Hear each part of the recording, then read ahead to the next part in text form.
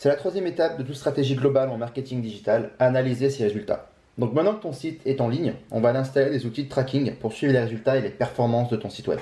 On va aller en installer trois principalement, donc trois outils gratuits. Le premier, ça va être Google Analytics, ensuite on va installer Google Search Console et ensuite le Pixel de Facebook. Avec ces trois outils, on va pouvoir savoir énormément de choses sur ton site web. On va pouvoir traquer le lieu géographique de l'internaute qui se connecte à ton site web. On va pouvoir savoir comment il est arrivé sur ton site web, via quel site, est-ce que c'est les réseaux sociaux, est-ce que c'est le référencement naturel depuis Google, ou est-ce que c'est d'autres sites en externe, ou est-ce qu'il a ton site en favori. On va pouvoir savoir une tranche d'âge, la page la plus populaire, le nombre de visiteurs par mois, le temps passé sur chaque page par exemple. Voilà, on va pouvoir savoir l'état de santé du référencement de ton site. Ouais, il y a beaucoup d'informations. Et toutes ces données, en fait, elles vont te servir à connaître tes points forts et tes points faibles. Tu vas pouvoir savoir ce que tu as mis en place, si ça a eu un impact, suivre l'évolution de tes performances. Et ensuite, tous ces outils, c'est des formidables moyens de mieux connaître ton persona et de rester motivé en admirant ton compteur de visite qui va augmenter. Le premier outil, ça va être Google Analytics. Donc, c'est un outil qui est gratuit, qui est très performant, que nous donne Google. On va l'installer sur ton site et c'est avec cet outil principalement qu'on va avoir beaucoup d'informations sur les internautes, sur le profil d'internaute qui vient, leur âge, leur situation géographique, les pages les plus populaires, tout ce dont je te parlais au début. C'est avec cet outil qu'on va pouvoir le suivre. Je vais te montrer tout à l'heure en direct, en partageant mon écran, comment faire pour l'installer. Tu vas voir que c'est très très simple. En fait, il y a un bout de code installé sur toutes les pages du site. Nous, on a déjà installé deux plugins qui vont faire le job. Je vais te montrer les deux. Et après, on en choisira un. Les deux sont assez similaires. Mais voilà, il y en a un qui est un peu plus performant que l'autre. L'autre, il y a plus de fonctionnalités. Je t'expliquerai ça quand je te partagerai mon écran. Google Search Console, donc, qui permet de suivre le bon fonctionnement de ton site et l'état de santé de ton référencement naturel. Donc comment fonctionnent les robots de Google. Ici je t'ai mis rapidement, j'en reparle hein, dans la dernière vidéo de cette formation. En fait Google envoie tous les jours des robots analyser les pages web. Ça s'appelle le crawl, l'analyse des pages.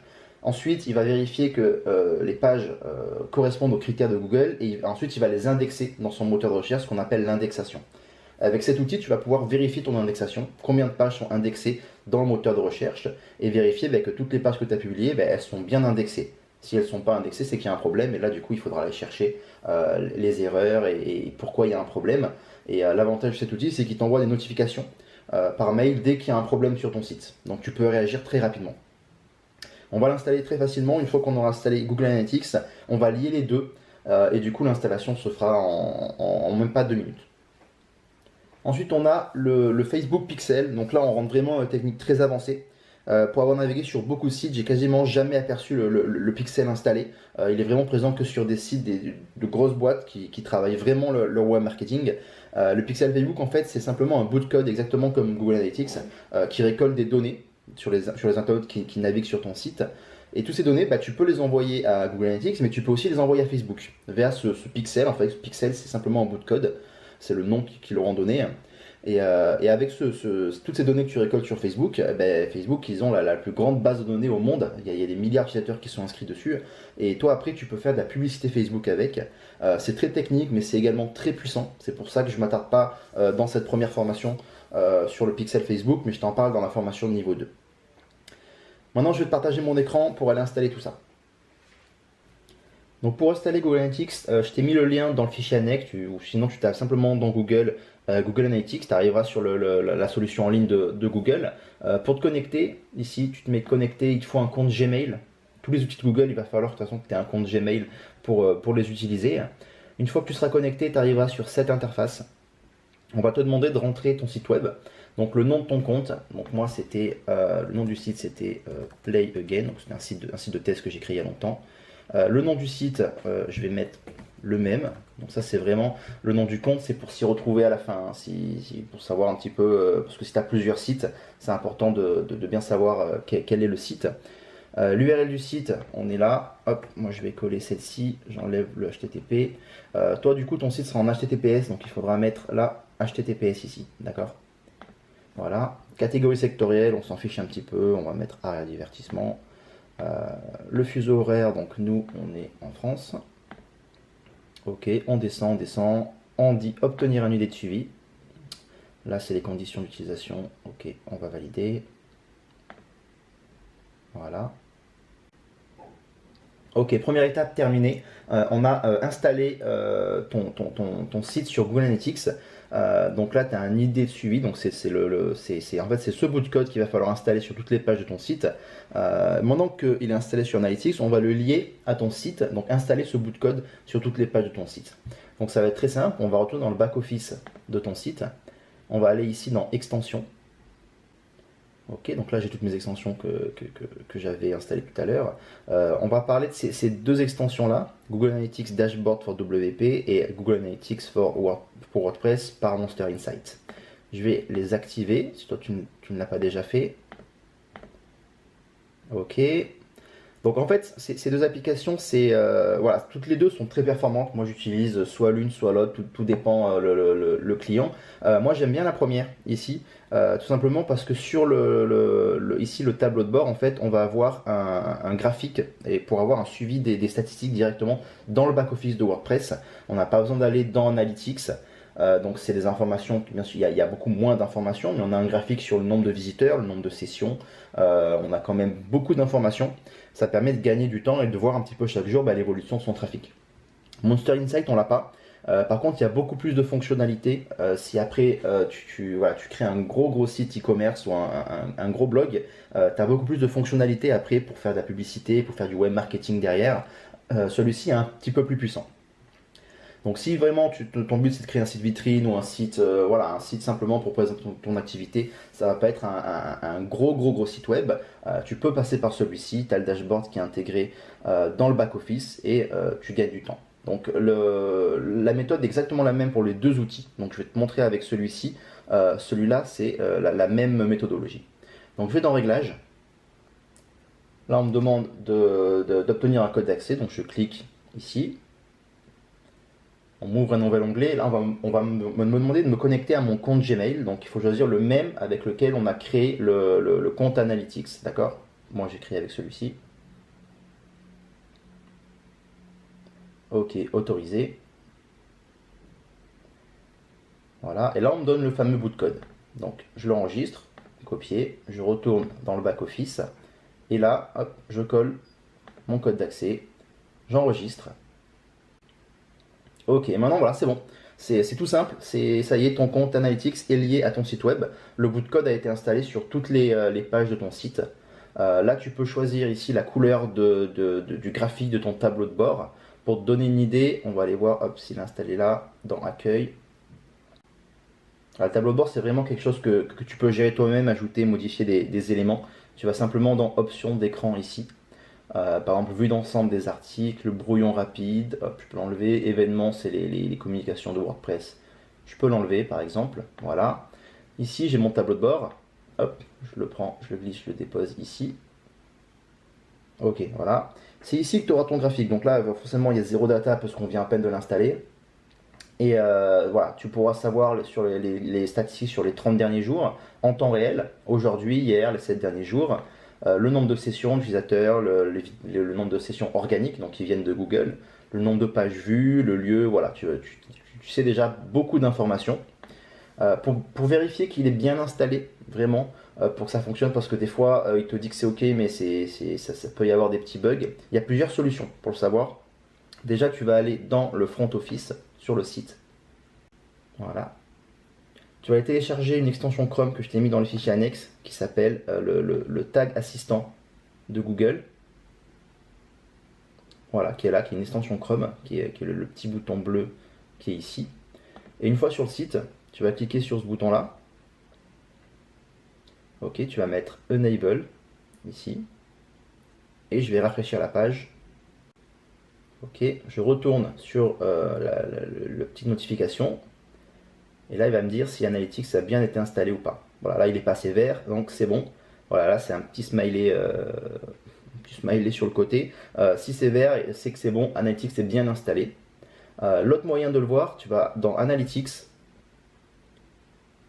Ici, là, dans la petite sidebar qui est là, tu cliques sur la petite horloge qui est là. C'est pour avoir les visites en temps réel, vue d'ensemble. Ok, là il me met bien en temps réel. Bah, il y a un utilisateur qui est connecté, donc c'est moi. Voilà, donc il le détecte bien. Donc c'est la preuve que tout fonctionne bien, tout est lié. tu vas pouvoir recevoir les visiteurs, voir les performances de ton site sur Analytics. Pour chaque élément, quand tu cliqueras ici, hein, je vais t'expliquer un petit peu tout ça, tu as un petit tableau ici pour t'expliquer exactement à quoi sert, comment s'en servir de chaque onglet, qu'est-ce que ça veut dire et comment l'utiliser. Moi je vais l'enlever directement là. Ok, ok, on s'en fiche. Alors, comment utiliser Analytics? Donc comme là je te l'ai déjà expliqué, tu as les rapports, les visites en temps réel. Donc tu peux tout voir d'où viennent les personnes, sur quelle page ils sont. Le petit slash, ça veut dire que c'est la page d'accueil. La source, donc d'où ils viennent, et s'ils viennent de Google, le mot-clé qu'ils ont tapé dedans. Là, on a 3 éléments importants: audience, acquisition, comportement. Le premier, je vais te le présenter: audience, vue d'ensemble. Donc ce qu'on va faire en fait, c'est je te laisserai un petit peu naviguer dans l'outil analytique. Il y a beaucoup d'informations. Tu vas voir que c'est très simple d'utilisation. Il faut simplement assimiler un petit peu tout ça. Donc plus tu vas l'utiliser, plus tu vas comprendre. Moi, je vais simplement t'indiquer le principal. Là où tu dois aller chaque fois que tu veux checker tes performances. Là où il faut que tu ailles dans toutes ces onglets. Donc dans l'onglet audience ici. Donc là, tu vas avoir ton graphique avec les dates. Tu peux choisir heure, jour, semaine. Tu peux ici choisir la date de suivi, donc par exemple tout le mois de juin. Tu peux par exemple faire un comparatif par rapport à la période précédente. Par exemple, comparer ici à la période précédente. J'applique ici et je vais avoir les deux graphiques qui vont se mettre en même temps. Donc là, ils sont à 0 tous, donc on ne voit pas la couleur bleue. Mais ça te permet de voir un petit peu l'évolution. Si c'est vert, c'est positif. Si c'est rouge, c'est négatif. Voilà. Hop. Pour suivre le trafic organique, donc qui provient de Google, tu peux aller ici dans Ajouter un segment. Tu cherches ici trafic généré par les résultats naturels. Hop, appliquer. Et là, tu vas avoir ton trafic global, une ligne en bleu avec le trafic global, et la ligne en orange, ça va être le trafic généré par les résultats naturels. Tu vas pouvoir savoir un petit peu quelle est la part de ton référencement par rapport au trafic global. Hop, ça je le supprime. Ok, donc dans l'audience, ici, voici les critères les plus importants que tu peux analyser. Donc les utilisateurs, c'est le nombre simplement de visiteurs qui est venu dans le mois ou dans le jour, tout dépend ce que tu auras choisi sur ton site. Les sessions, c'est le nombre de visites qu'il y a eu sur ton site, c'est-à-dire un utilisateur peut faire plusieurs visites, donc plusieurs sessions. Donc c'est deux éléments importants. Donc nouveau utilisateur, ce sera simplement les nouveaux. Nombre de sessions par utilisateur. Donc c'est là où tu expliques la différence entre les deux. Un utilisateur peut faire plusieurs sessions. Le nombre de pages vues sur le site entièrement, donc toutes les pages qui ont été vues dans le mois. Le nombre de pages par session, donc c'est une moyenne. La durée moyenne des sessions. Et enfin le taux de rebond. Le taux de rebond, j'y reviens quand je te parle de référencement naturel. En fait, le taux de rebond, c'est quand une personne elle arrive sur ton site, elle reste quelques secondes sur le site et puis hop, elle fait précédent ou elle quitte le site. Ça, c'est ce qu'on appelle le taux de rebond, donc c'est pas bon pour Google. C'est un pourcentage sur 100. Plus il est haut et moins c'est bon pour ton référencement naturel et pour la qualité de l'expérience utilisateur de ton site. L'idéal pour ton site et le référencement naturel, c'est qu'un utilisateur qui arrive sur une page, il puisse rester sur le site et naviguer de page en page. S'il visite qu'une seule page et qu'après qu'il s'en va, ça augmente ton taux de rebond et ça c'est pas bon pour ton référencement naturel et ça veut dire que ton expérience utilisateur est pas top. Après bien sûr il y a des exceptions. Si ton site par exemple c'est un site one page, c'est un site sur une web app où tu rediriges directement pour télécharger une application, voilà, là tu peux ne pas le prendre en compte, il y a certaines exceptions. Il y a également des exceptions sur les vidéos. Si ton site a beaucoup de vidéos, Google en fait considère que ta session est inactive au bout de 30 minutes. Donc si tu as des vidéos qui durent plus de 30 minutes, du coup ton taux de rebond va augmenter. Donc ça c'est les éléments principaux à regarder. Après voilà, là tu as la vue d'ensemble sur tout ce qui est ici. Tu vas pouvoir voir la langue d'utilisation, le pays, la ville, le navigateur, les données sur mobile, sur desktop, sur tablette. Voilà, tu peux vraiment tout savoir. Ça, c'était pour audience. Deuxième partie, dans acquisition. Voilà, on va aller dans tout le trafic et dans canaux. Les canaux, en fait, c'est les canaux d'acquisition de personnes. C'est pour savoir, en fait, d'où viennent les utilisateurs. Donc là, j'ai 0 données, donc c'est que c'est un petit peu embêtant pour te montrer. Il y a plusieurs canaux d'acquisition. Principalement, tu as Google, donc tout ce qui va être référencement naturel. Tu vas avoir le canal d'acquisition sur les réseaux sociaux. Tu vas avoir le canal d'acquisition direct. Donc direct, c'est les personnes qui tapent l'URL directement en haut ici. Donc ils se servent de l'historique, ou sinon l'URL est dans les favoris. Donc c'est un canal d'acquisition direct. Le canal référent, donc ça c'est tous les sites en externe, donc d'autres sites qui font un lien vers le tien. Quand les gens cliquent dessus, ils arrivent sur ton site. Donc le canal référent. Et après, tu as tout ce qui va être l'emailing, la publicité, donc un petit peu tous les autres canaux, mais les principaux, c'est les 4 premiers dont je viens de te parler. Et là, tu vas pouvoir savoir du coup la part de ton pourcentage pour le trafic organique, pour les réseaux sociaux, pour tout ça. Voilà. Maintenant, dans comportement, ici, tu vas dans contenu de site et page de destination. Ici, tu pourras voir les pages les plus populaires de ton site web. Donc celles qui sont les plus populaires et celles qui sont le moins. C'est là où ça va être intéressant parce que là aussi, en ajoutant un segment, tu peux voir le trafic des pages par rapport au trafic organique et voir du coup quelles sont les pages qui te rapportent le plus de référencement naturel et celles qui te rapportent le moins. C'est intéressant parce que du coup, celles qui rapportent le moins, soit on va les travailler plus pour du référencement naturel, soit on va voir qu'on va les supprimer de l'index de Google. Ça, je t'en parle vraiment dans la partie référencement naturel dans la prochaine vidéo. Voilà, ce que tu peux faire également, quand tu viens d'installer Analytics, tu vas dans la petite molette qui est là, tu vas accéder aux paramètres de ton site. Donc là, tu as ton compte Analytics, là tu as la propriété, donc le site, ton site à toi. Tu peux avoir plusieurs sites si tu as plusieurs propriétés ici. Ce qu'on va faire, nous, c'est qu'on va aller enlever le trafic interne, c'est-à-dire le trafic que toi tu fais quand tu vas sur le site, ça rajoute des visites au compteur, ça fausse les résultats. Donc ce qu'il faut faire, tu vas ici dans tous les filtres, tu mets ajouter un filtre, nom du fil, tu mets trafic interne par exemple. Ici, on va mettre exclure, la source trafic provenant des adresses IP étant égal à, et ici tu mets ton adresse IP. Pour la trouver simplement, tu tapes mon adresse IP sur Google, tu as plein de sites qui permettent de trouver ton adresse IP. Et tu fais ça pour tous tes ordinateurs, pour l'adresse IP aussi de ton téléphone quand tu te mets en partage de connexion par exemple. Une fois que c'est fini, ici, hop, tu dois le passer là en mettant ajouter dans vue sélectionnée et tu mets enregistrer. Donc ouais, là moi ça n'a pas marché parce que j'ai pas mis l'IP, mais tu mets enregistrer, voilà. Ce que j'ai fait aussi, ça peut arriver qu'il y ait des spams, des robots qui sont envoyés sur ton site et qui faussent aussi tes résultats. C'est arrivé par exemple lors de la dernière campagne présidentielle, les résultats étaient vraiment faussés. Donc ce que j'ai fait, j'ai noté tous ces spams, ces non-spams, et je te l'ai mis dans le fichier annexe pour que tu viennes ici ajouter un filtre et ajouter les spams dans le filtre pour que si jamais ça revienne un jour, je pense qu'il y a très peu de chances en général, c'est souvent des nouveaux spams qui arrivent et malheureusement on peut rien faire, mais au moins voilà, tu as la méthodologie pour ajouter un robot spam, un site spam qui viendrait spammer ton site et fausser les résultats. C'est dans les filtres que ça s'ajoute et je t'ai tout expliqué dans le fichier annexe avec une liste entière de spam à filtrer pour éviter que ça fausse tout ça.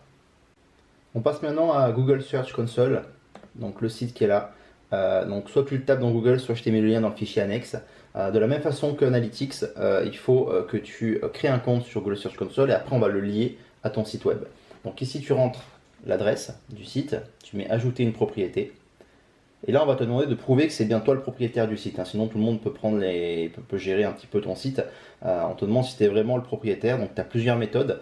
Cette méthode elle passe par FileZilla en FTP, donc nous on va aller faire plus simple, on va aller dans autre méthode. Et on va servir de Google Analytics qu'on a déjà installé. Il va aller reprendre le code Analytics sur chaque page. On n'a rien à faire, hein. Tu coches ici Analytics, tu mets valider et c'est tout bon.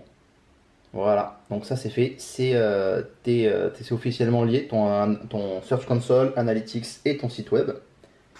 Donc, je reviens vraiment sur cet outil dans la formation de niveau 2 où vraiment on parlera de référencement naturel un petit peu plus poussé. C'est vraiment l'outil qui va gérer qui va te permettre de savoir un petit peu la bonne santé de ton site web. Tu vas recevoir des notifications ici. Ici et dans les nouveaux messages qui sont là, si jamais il y a des problèmes d'indexation ou de référencement naturel sur ton site, Là, en ce moment, la Search Console, on va ici essayer la nouvelle Search Console. L'interface est en train de changer, donc peut-être que quand tu verras cette vidéo, il y aura une nouvelle interface, mais voilà, les composants sont les mêmes. À ce moment-là, je ferai une autre vidéo, je réenregistrerai. Mais voilà, je te la présente plus en formation niveau 2. Là, je vais te parler vraiment des éléments pour le moment qui peuvent t'intéresser. Simplement ici, dans apparence de recherche, non, pardon, dans trafic de recherche, tu peux aller dans analyse de la recherche. Et là, tu as quelques informations complémentaires à Analytics sur le trafic qui vient de Google, donc du référencement naturel. Et tu vas pouvoir savoir quelle position te ramène du trafic, quel mot-clé te ramène du trafic, en quelle position ils sont, quel est le taux de clic, quels sont le nombre d'impressions, c'est-à-dire combien de fois un mot-clé est apparu dans les résultats de recherche, quelles sont également les pages populaires en termes de référencement naturel. Tu vas pouvoir avoir pas mal d'informations, avoir également un suivi sur 30 jours, sur 60 jours, par semaine, par jour, par mois. En sachant que Search Console, il faut quand même une grosse semaine avant qu'il puisse récolter des données. Donc pour le moment, il n'y a rien qui va s'afficher. Ça va, c'est un petit peu long. Autre élément important ici dans l'index de Google, dans état de l'indexation, c'est là où tu vas pouvoir voir les pages indexées dans Google. Donc toi, tu vas créer toutes tes pages, les catégories, les pages d'accueil, pages contact, pages à propos, tes articles de blog. Tu sais combien il y en a sur ton site, sinon tu peux aller voir dans WordPress combien tu en as créé. Il faut que ce chiffre il corresponde à l'état d'indexation, au nombre que tu auras marqué ici. Tu vas avoir un graphique avec l'état de l'indexation. Si tu as plus de pages indexées que ce que tu en as, à la limite c'est pas très grave parce que WordPress peut créer des pages un petit peu en plus. Ça on verra plus tard qu'est-ce que c'est, comment faire pour l'enlever. Mais si tu en as moins, par contre c'est un problème parce que du coup tu as des pages qui sont créées mais qui ne sont pas visibles dans Google. C'est un problème pour ton référencement naturel. Donc c'est là où il faut que tu vérifies que tout est ok, que la courbe est bien montante et non descendante. Si elle descend, c'est que soit il y a des bugs, soit tu as subi une pénalité de Google. En tout cas, il y a un problème et donc du coup, c'est ici que ça se passe, dans la Search Console que ça se passe. Donc c'est bon pour Analytics, Search Console. Je passe rapidement sur le pixel Facebook. Donc pour ça, il faut passer par le gestionnaire de publicité de Facebook. Tu vas simplement en haut à droite sur Facebook, dans les paramètres, la petite flèche qui descend pour te déconnecter. Tu vas avoir gérer les publicités. Tu arrives sur le gestionnaire qui est ici de publicité avec tout le menu, les éléments qui sont ici. Et tu vas dans Pixel ici. Et c'est ici que ça se passe. Voilà. Tu peux commencer à te renseigner. Voilà, j'en parle pas de suite parce que c'est vraiment une technique avancée pour faire de la publicité Facebook. Ça va pas parler à tout le monde. C'est assez avancé et j'ai un cours vraiment dédié spécifique en vidéo sur la publicité Facebook et comment faire pour installer le pixel sur son site, le lier de la même façon qu'Analytics et s'en servir pour faire du retargeting ou des publicités ciblées sur Facebook. Donc là on est bon, on a installé Analytics, Search Console, on a parlé rapidement du pixel Facebook. Donc dans la prochaine vidéo, donc c'est l'avant-dernière vidéo, je vais te parler, on va faire un petit peu le point sur la législation pour ton site web.